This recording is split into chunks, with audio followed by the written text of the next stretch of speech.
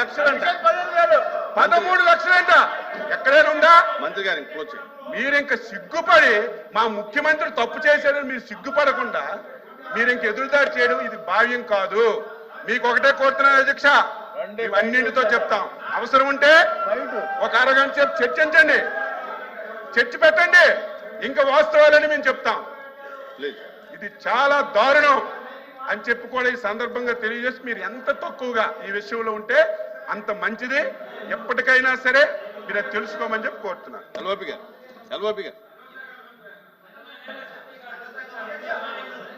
Please అధ్యక్ష, గౌరవ సభ్యులు మాట్లాడుతున్నప్పుడు దయచేసి సమయం పాటించాలి అధ్యక్ష. ఒక సభ్యులు అంటారు దమ్ముందా, ఒక సభ్యులు అంటారు రండి చూసుకుందాం, సిగ్గుపడాలి, సిగ్గుందా, ఇదేమి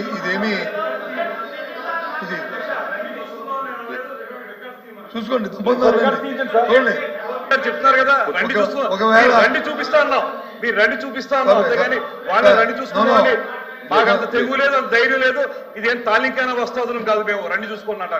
సార్ నేను అన్ని మాట కానీ ఆయన దమ్మని మాట కానీ మాట్లాడకపోతే దమ్మని మాట మాట్లాడారు. నేను రికార్డు చూసుకొని దమ్మన్నారు, దమ్మని మాట మాట్లాడారు, దమ్మని మాట మాట్లాడారు. రికార్డు చూడండి ఉంది ఒకటి దమ్మని మాట ఉంది, ఒకటి చూడండి, చూడండి కొన్ని. ఎందుకంటే సమయం అడుగుతున్న ప్రశ్న యువతల సభ్యులు అడగలేదు కదా. ప్రశ్న ఎవరు అడిగారు? మీ సభ్యులు అడిగారు. అడిగితే ఆయన ఏం చెప్పారు అధ్యక్ష? సమాధానం నేను చెప్తున్నాను. ఎందుకు వాళ్ళందరూ అంత మూకుమ్ముడిగా దాన్ని చెప్తాను, చెప్తాను, మీకు చదివి అనిపిస్తాను. చూడండి, government have issued orders committee of officers transit accommodation setting up. Sir minister గారు నేను ఎల్ఓపి గారికి అవకాశం ఇచ్చాను, మీరు తర్వాత మీరు మాట్లాడండి. మీరు అలాగే ఇంటర్వ్యూని అయ్యి ఇబ్బంది పెడితే మాట్లాడండి. ఎల్ఓపి గారు మీరు అలా అద్భుత సాధించారని చెప్పినట్టు చెప్తారు. జీవో ఇచ్చింది పబ్లిక్ డాక్యుమెంట్, అది కాదన్నది ఎవరు? వెనకంటే మాట్లాడుతున్నారు అధ్యక్ష తప్పుతా. అన్ని మీరే మాట్లాడుకుంటారు, మేము మాట్లాడలేదు, ఇక్కడ మాట్లాడలేదు. నో అధ్యక్ష,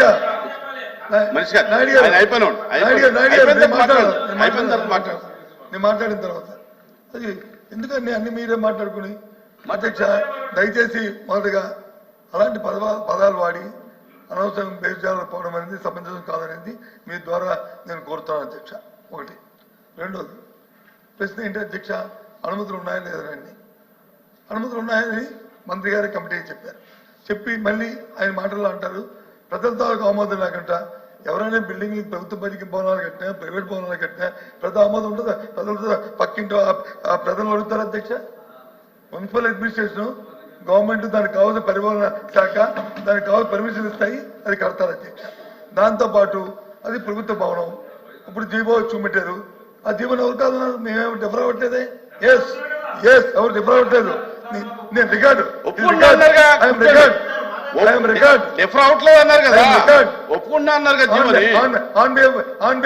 పార్టీ ఐఎమ్ రికార్డ్. నేనేమే కాదనలేదే, నేను చెప్తానమే. భవనం అండి ప్రభుత్వ భవనాలుగా కట్టాము, దాన్ని ముఖ్యమంత్రి నివాసం కోసం వాడతాము, ప్రధానమంత్రి విడుదల కోసం వాడతాము, లేదా రాష్ట్రపతి విడుదల కోసం వాడతాము. ముందు ప్రభుత్వ భవనాలుగా దాన్ని కట్టాం. హైదరాబాద్ కట్టాము అధ్యక్ష. హైదరాబాద్ పబ్లిక్ బిల్డింగ్లు తీసి హైదరాబాద్ లో వచ్చి ప్రగతి భవనం కట్టాం. ఆ రోజు ఎవరు కట్టారు అధ్యక్ష? దాని తర్వాత వచ్చిన ముఖ్యమంత్రి లేరు అధ్యక్ష. అందులోను ఏది అదేమో ప్రైవేట్ భవనం, ఎవరో ప్రైవేట్ ఆస్తా, అది డిప్యూటీ సీఎం గారు చూశారు, అలాగే సీఎం గారు చూశారు, ముఖ్యమంత్రి గారు చూశారు.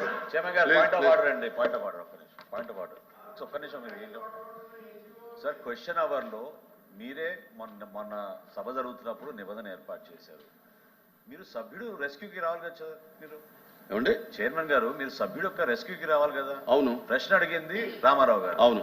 రామారావు గారికి సమాధానం చెప్తున్నప్పుడు అక్కడి నుంచి అంతమంది లేచి మళ్ళీ దానికి ఫర్దర్ గా వాళ్ళు ఈ విధంగా గలాటా చేస్తుంటే సార్ మీరు ఒక పక్కే చూసారు, రెండో పక్క కూడా చూడండి. ఇటు పక్క కూడా మాట్లాడుతున్నారు, ఏంటంటే ఇటు పక్క కూడా మాట్లాడుతున్నారు. మీరు నేను ఎవరికి అనుమతి ఇవ్వలా, దీని గురించి నేను ఎవరికి అనుమతి ఇవ్వలా, దీనికి సిగ్నేటరీస్ తప్ప ఎవరికి అనుమతి ఇవ్వలా అనేది ఈ ప్రశ్న పైన ఎల్ఓపి గారికి హక్కు ఉంటుంది, మంత్రికి హక్కు ఉంటుంది. ఈ ప్రశ్న పైన ఏమంటే మంత్రులకి ఎల్ఓపికి ఆ ప్రివిలేజ్ ఉంటుందండి. ఈ ప్రశ్న పైన చైర్మన్ గారు ఒక్క నిమిషం, ఈ ప్రశ్న పైన సుదీర్ఘమైన చర్చకి ప్రభుత్వం సిద్ధంగా ఉంది. శాసనసభలో కూడా గంట సేపు చర్చించాం. మీరు అనుమతిస్తే ఈ క్వశ్చన్ ని మీరు హాఫ్ అన్ అవర్ డిస్కషన్ గా మీరు ప్రభుత్వం తరఫు మేము ప్రపోజ్ చేస్తాం, పెట్టమనండి. సుదీర్ఘంగా డిస్కస్ చేద్దాం దాని గురించి.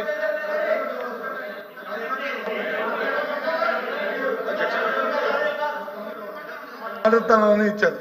ఇప్పుడు సార్ ప్రభుత్వ భవనాన్ని కడతారు సార్. అది వారు డిబేట్ ఎందుకు అవుతుంది, డిస్కషన్ ఎందుకు వెళ్ళారంటే వారు వచ్చి ప్రశ్నకి ఆన్సర్ కాకుండా ఉపన్యాసాలకు వెళ్ళారు కాబట్టి చెప్పాలనే ఉద్దేశంతోనే చెప్పాను, మాట్లాడుతాను తప్ప లేకపోతే నేను మాట్లాడే సందర్భం కాదు. అయినప్పటికీ కూడా మన అచ్చెన్నాయుడు గారు నా పేరు కొట్టే చెప్పారు. సభలో చర్చ జరిగింది, వాస్తవం. ఆ రోజు ఇదే భవనాన్ని వాళ్ళ ఈ భవనం గురించే చర్చ జరిగింది. ఎంతకంటే అధ్యక్ష రికార్డులో చూసుకోమని ప్రభుత్వం అంతే కదా 14,000 రూపాయలు స్క్వేర్ ఫుట్ చూసుకోండి. 6,000 కాదు, 14,000 చూసుకోండి. ఇది స్క్వేర్ ఫుట్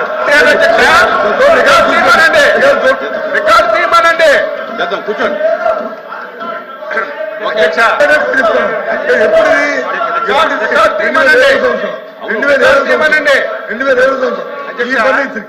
ఈ ఫర్నిచర్ తో నాయుడు గారు నాది అయిపోయింది, మాట్లాడుతుంది. నాకు అయిపోయింది, నాది అయిపోయింది. నేను తప్పు మాట్లాడితే మీరు సత్యం రికార్డులు అంతా రికార్డ్ అవుతుంది.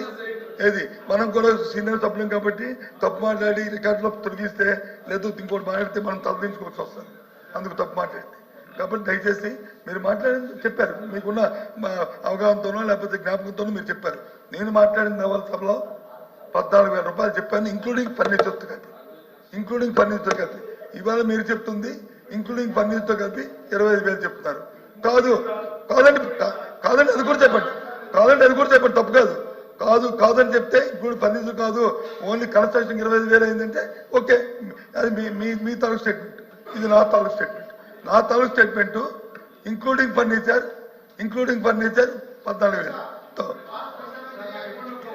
కూర్చోండి, మీరు కూర్చోండి. మంత్రులు మాట్లాడండి, మీరు కూర్చోండి. మాట్లాడేది చెప్తున్నా, కూర్చోండి. ఒక నిమిషం కోట్ చేస్తాను. నాయుడు గారు ఒక నిమిషం కోట్ చేస్తాను, మీరు మాట్లాడుకోండి. ఏంటి అయింది అధ్యక్ష?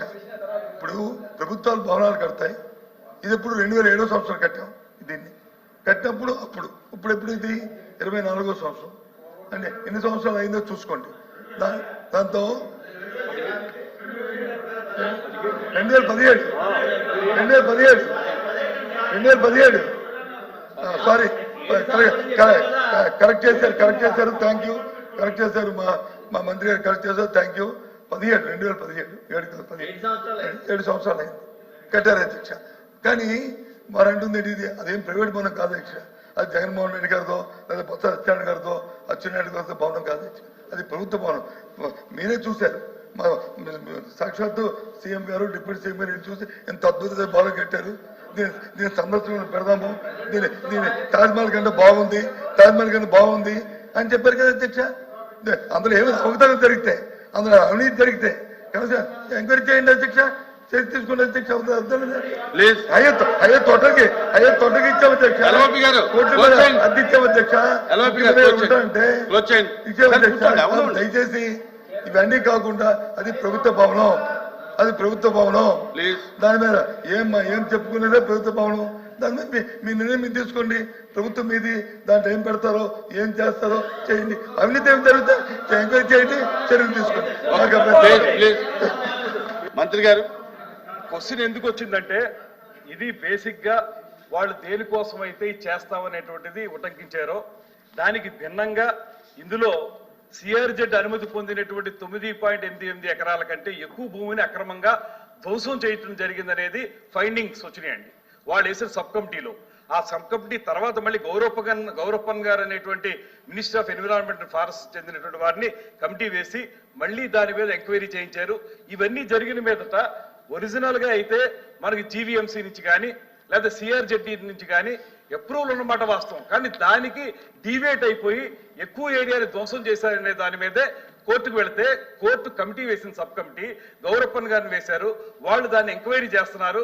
అందులో బేసిక్ గా కొన్ని తప్పులు ఉన్నాయనేటువంటి మాట స్పష్టంగా వాళ్ళు చెప్పారు. చెప్పిన మీద మళ్ళీ ఇంకో కమిటీ పడింది. ఆ కమిటీ యొక్క తీర్పు వచ్చే లోపలనే గౌరప్పన్ గారు చనిపోయారు. ఆ తీర్పు ఇంకా మనకు రావాల్సి ఉంది. దాని తర్వాత ఇందులో వీళ్ళు గవర్నమెంట్ ఇచ్చినటువంటి ఆర్డర్లో క్లియర్ గా వాళ్ళు ఏం చెప్పారండి, in the GO second read above government have issued orders constituting a committee of officers to identify suitable transit accommodation for setting up of camp office for the chief minister and accommodation for supporting seniority functionaries అన్నారు. ఇది which is deviating the original approval. ఇది ప్రస్తుతంగా నేను చెప్పదలుచుకున్నది కూడా అదే. ఏంటంటే original గా చెప్పింది ఏంటి, 58 గదులతోటి ఉన్నటువంటి హరిత రిసార్ట్స్ ఒకప్పుడు చాలా మంచి ఆదాయం ఇచ్చేదాన్ని, అది కూలగొడుతున్నాం అన్నప్పుడు వారు చెప్పింది ఏంటంటే గవర్నమెంట్ మేము ఎందుకు కూలగొడుతున్నాం అంటే దీని స్థానే ఇంకెంతకంటే మంచి రిసార్ట్స్ కడతాం, కట్టి ప్రజలకు అందుబాటులోకి తీసుకొస్తామని చెప్పి కట్టి అప్రూవల్ తెచ్చుకుని ఆ తర్వాత వాళ్ళు చేసింది ఏంటి, దాన్ని మళ్ళీ చీఫ్ మినిస్టర్ గారి క్యాంప్ ఆఫీస్ గాను లేకపోతే మంత్రులకు ట్రాన్సిట్ ఆఫీస్ గాను అలా మారుస్తున్నాం అనేటువంటిది జీవో ఇచ్చిన మీదట దీని మీద రిట్ పిటిషన్ పడింది. తర్వాత మేము వెళ్ళి ప్రత్యక్షంగా చూసినప్పుడు కూడా రిసార్ట్స్ అంటే ప్రజలకు అందుబాటులో ఉంటే ఏముంటాయండి, అది చిన్న చిన్న గదులు 58 బదులు పోనీ ఇంకా బాగా చేసి విశాలంగా చేశారంటే పోనీ 40 గదులు ఉంటాయి. కేవలం 7 గదులు మాత్రమే ఉంటాయి. అందులో కూడా స్పష్టంగా వాళ్ళు చీఫ్ మినిస్టర్ గారి కోసం అనేటువంటిది ఇందులో ఉటంకించారు. ఇది ప్రజల డబ్బుని ఇప్పుడు ఏదంటే టూరిజం డిపార్ట్మెంట్కి ఏమీ ఆదాయం లేదండి. టూరిజం డిపార్ట్మెంట్ ఉన్న ఆదాయాన్ని పెంచడానికి వాళ్ళు చేస్తుంటే ఆనందం. చీఫ్ మినిస్టర్ గారి విలాసవంతమైన భవనం కోసం చేస్తాం లేకపోతే ప్రజల డబ్బుతోటి ఇవన్నీ వాడుకుంటా ఉంటే ఎందుకు మనం ఒప్పుకోవాలి? నేనే కాదు, ఏ పౌరుడు ఒప్పుకోకూడదు. ఈ రాష్ట్రంలో ఏ పౌరుడు ఒప్పుకోడు. ఎందుకు ఒప్పుకుంటారు? ప్రజల డబ్బుతోటి వాళ్ళు ఆ రకంగా చేసుకుంటా ఉంటే అక్కడ డీవియేషన్ వచ్చింది. కావలిస్తే దీనికి సంబంధించినటువంటి నేను రండి మీకు చూపిస్తా ఉన్నది కూడా ఏంటంటే మీకు ఇవన్నీ చూపిస్తాను, మీరు కూడా ప్రత్యక్షంగా రండి, ఒకసారి మిమ్మల్ని అందరినీ కూడా తీసుకెళ్తాం, అక్కడ చూపిస్తాం జరిగినటువంటి అన్యాయం కానీ జరిగినటువంటి దుర్వినియోగం కానీ డబ్బు ఏ రకంగా వాళ్ళు నొక్కేశారో అది చూపించడానికి మిమ్మల్ని తీసుకెళ్తా ఉన్నాం. కానీ రండి తేల్చుకుందాం అని చెప్పడానికి నేనే కుస్తీ పట్టడం లేదు. దయచేసి question number 13532 municipal roads and buildings. ధన్యవాదాలు అధ్యక్ష. ఏ ప్రశ్నకు సమాధానం? ఆన్ గోయింగ్ 104 ప్రాజెక్టులు ఉన్నాయి. ఆంధ్రప్రదేశ్ రాష్ట్రానికి 2014 నుంచి నేటి వరకు 3495.32 కిలోమీటర్ల పొడవు మేరకు కొత్త జాతీయ రహదారి